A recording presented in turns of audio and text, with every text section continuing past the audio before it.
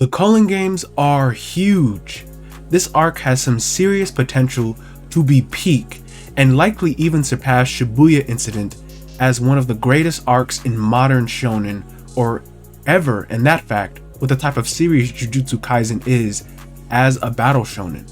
The scope, the lore, the fights, the characters, it really feels like we are entering the next level in JJK, and our whole ceiling has risen to new heights with all aspects of the series, and the stakes couldn't be higher. Now that Gojo is sealed and out of the picture, our main cast of characters are forced to evolve in the conditions of this death game in one way or another. They have to change with the world or they risk being left behind by the strong. After all, this is a Culling game to weed out the weak. So let's kind of talk about the Culling games and especially how impactful the characters are now that the scales of power is kind of out of whack. The next generation of sorcerers now have their time to shine.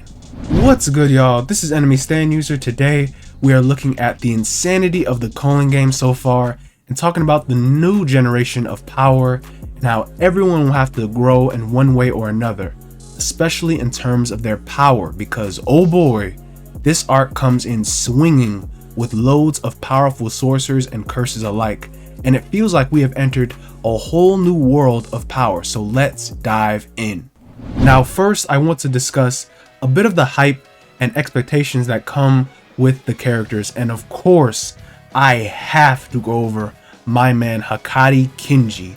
If Yuta is the golden boy, then Hakari is the wild card. Gojo himself has been gassing up this new generation, and Hakari is one of the peak examples in this modern era. He is incredibly strong and definitely entering a sort of godlike tier about him in terms of his power and finesse, not to mention his absolutely amazing character and the crazy fever that goes along with it. Hakari fans definitely absolutely eating right now. Hakari is so much fun. It is actually insane. His hype definitely rubs off, and his character and power is the embodiment of high-strung, on a roll, happy chaos. We have been hearing the legends of this mystery third year, and I've been speculating about him. Yuta's been hyping him up, and now that we're finally seeing him in action, he is really damn strong. His domain is a lot to digest, but is really just based off a pachinko machine. It's still mad random though, but when he's on a roll, he seems borderline unstoppable and was stated to be virtually immortal. Now, I know there has been a lot of concern over his power and how it stacks up compared to Yuta or Gojo or something like that, and I'll address that when I talk about Yuta and the other players. But since Gojo is gone, in the fan base, if you notice, there's definitely some type of rift of who's going to fill in Gojo's spot, who's going to be the strongest now, who will be the new pillar of the Jujutsu world. Because to me, it looks like with all these strong players, they're gonna have to fight for it. With these peak battles now, I feel like we're really gonna have to see how far these guys grow and shape up to be the strongest against new threats. I mention this because I do see a bit of a downplay on our boy Hakari in the community. I do understand it somewhat, because given the limits of his power with that time constraint with the 4 minutes and 11 seconds in that god mode, but it's really no different than how Yuta has his 5-minute time crunch with Rika, so they both have powerful states of being, and Hakari can reset it. But more so, the biggest concern is Kashimo, because when you think about it, Kashimo with his power, there's definitely some unknowns with his skill and his level and his capability as a sorcerer.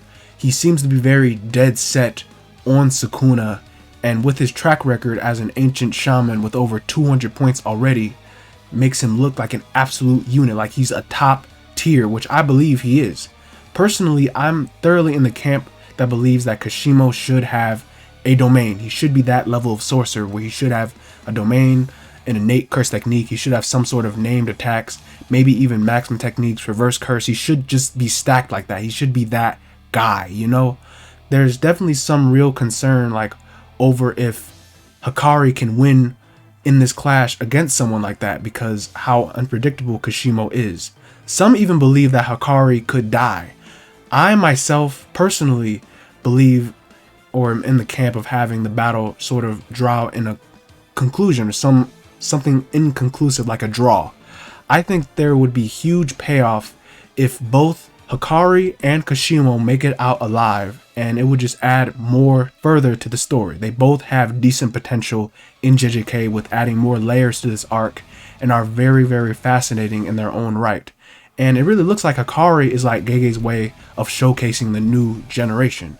Now, I still think in this fight that it'll be tooth and nail. It'll be a really hard fight, but we'll see. Hakari might experience repercussions if his luck runs out, if he stops being on a roll, or you could say something like that, or actually struggle a bit, especially if Kashimo has very strong abilities like a domain. I expect it to be like a hard fought battle. I really wanted to say this little bit because Hakari is such a new face in the series and in the Culling games, and his power has got a lot of us folks thinking.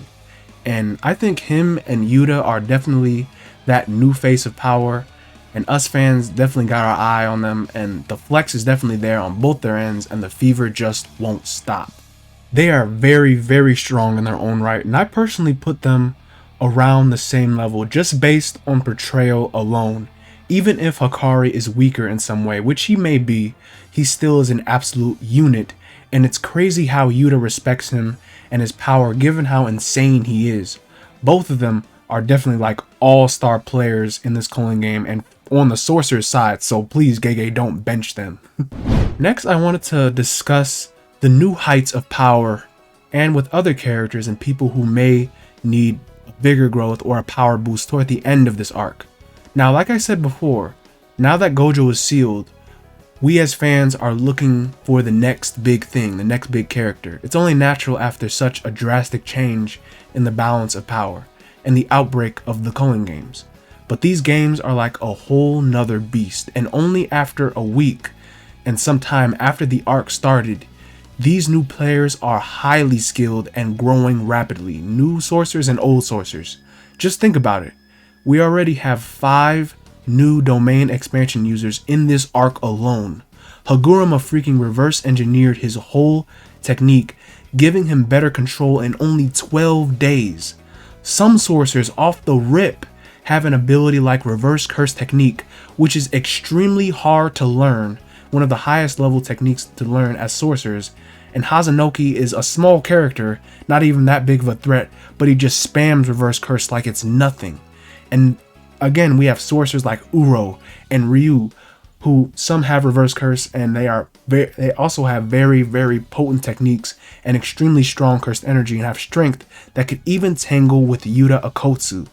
And even someone like Takaba, just a mad random character, a new player, and he just outright has a curse technique that denies reality and shapes it to whatever situation he finds funny on some Toon Force level stuff. It's crazy. This arc is going to new heights, and the level of power just keeps getting bigger and bigger. Yuta's battle alone was absolute proof of how insane things are getting in these colonies, and once the rule for crossing colonies is added, there will definitely be some serious chaos just adding to the crazy. This arc is really where we'll get to see new faces go all out for their future and their growth, and I'm especially excited to see the heights of power they will reach, as there are still sorcerers involved that seem to be beyond the reach of the games and the reach of everyone, like for instance, someone like the Angel or Kenjaku. Our main cast has been split up now and off to handle the dangers of the Culling game with virtually no help, no backup. So if there was any time to grow or to quote unquote show off, this is it. This is their time, and you better believe when we get to the next stage with someone like Maki's POV and her time to shine, it's going to be extremely hype. To me, it looks like our big heavy hitters are like Yuta, Hakari, and Maki, and I really feel like the next person we'll focus on will be Maki, and that should be very, very metal, bro. Like, we've already seen the mentality she has. Her character has evolved because of Mai's passing, and her strength and tenacity is surging, and nothing seems like it will stop her now that she's been fully realized. I would say Maki is truly built for this Culling game carnage in this environment and would thrive in this. She is a killer. She is strong, A lot of fans got a lot of headcanon for her matchups, like for her to fight someone like the Angel, since it would seem like Maki's restriction is sort of a counter to Angel's curse technique Extinguish. But we gotta see just how this is, because it's not known what the Angel has in store or if she's a friend or a foe. I honestly am just expecting Maki Zenin to enter a colony and just get to work killing and racking up points. It really looks like the game's low-key influence bloodshed, and if you don't fight, you don't live. So our three superstars probably caught some bodies. Yuta and Maki for sure kill, but Hakari is unknown whether he's going down the path of killing for points. I remember Uro mentioned that to achieve the next height of strength, like that of Sukuna, you would have to be selfish with no hesitation, kill who you want, and screw everyone else. That's how Sukuna came to be this demonic monster and so-called natural calamity. Some new people definitely are approaching this mindset. Who knows whether they'll cross that line with the games, but I think this mentality to grow and even kill others if you have to with sorcery could actually be really important. I'm not gonna lie, this arc has been amazing, but what really impressed me was this latter segment with Hakari and Yuta. It's just so raw how powerful they are and the level these fights will go. So in comparison, it kind of puts like Yuji and Megumi in the dust a bit, as their battles were a bit lower in the spectrum of power. They both need some sort of power up, and I think Megumi is actually kind of on his way, as he's got a domain, he's got a curse technique, he's got a couple of bodies under his belt. Megumi is low-key growing. I'm sure he'll have more summons as the story goes on, or find better and better application with his 10 shadows and reach new levels. But with Yuji, it's kind of strange. He may need something more than basic Jujutsu to take on these monsters in the Culling games, these ancient sorcerers.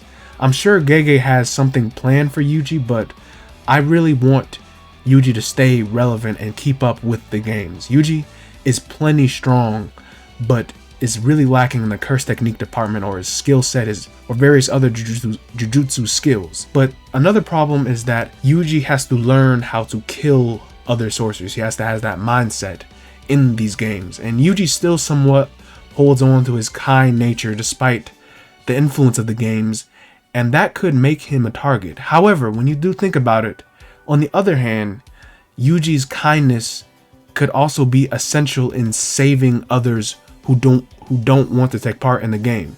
Like Haguruma said, there may still be lots of people who are weak like you. So there's no telling what manner Yuji could evolve in, but I still feel like our boy needs to keep up somewhat in this hostile environment with the Culling games.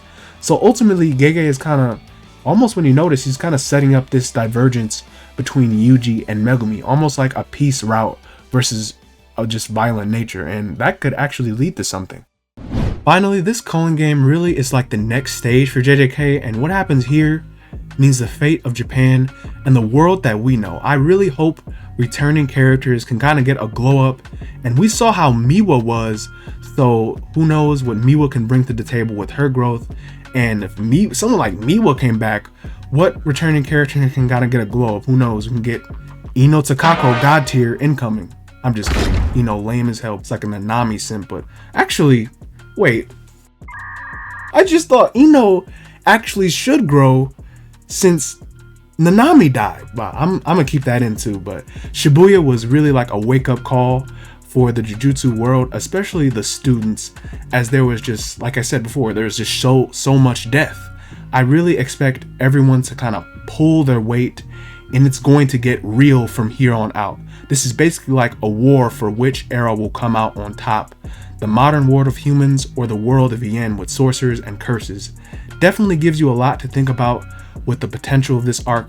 And when this arc ends, or when we kind of get to the transition from here, from the Culling games to a new arc, all types of chaos could happen. Tengen can go insane, Sukuna could get out, sorcerers can start infighting, a civil war, Gojo's out, Hien flashback, characters returns. I mean, pick your bingo board of possibilities. It's going to be insane. Thank you guys for watching. I really have fun talking to y'all about JJK and the Culling games, the potential is definitely there, and the characters so far are absolutely glorious, despite the very, very short screen time that they actually have. It's actually very impressive how Gege can do that and write characters this way. But thank y'all brothers so much. We have indeed reached 1,000 subscribers. I'm very excited. Thank y'all so much. I think I am going to do that stream this weekend if I can. Y'all do very much deserve it for the support. Again, I cannot thank y'all enough. Y'all brothers are amazing. Y'all make YouTube so much fun for me. And I'll see you guys in the next one. Thank you. Bye-bye.